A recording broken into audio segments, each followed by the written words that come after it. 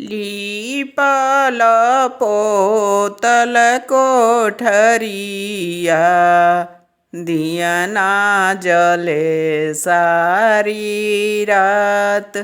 दियना जले सारी रात।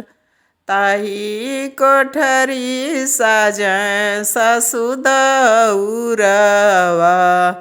बहु केवड़िया धइले ठाड़। बहु केवड़िया धइले ठाड़।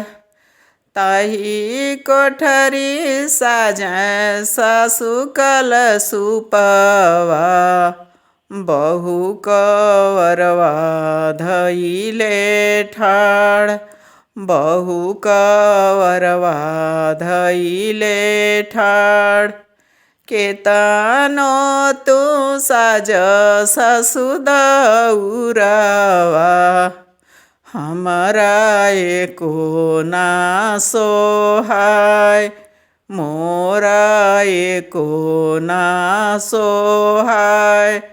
केतनो तू साज ससु कलशुपवा मोरे कुछु ना सोहाय। हमके कुछु ना सोहाय।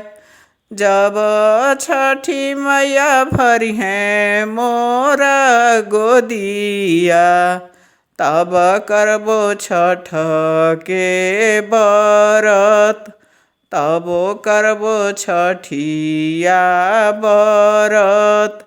जब दीनानाथ होई हैं सहैया तब सजबो दउरा तोहार। तब सजबो कलशुप तोहार।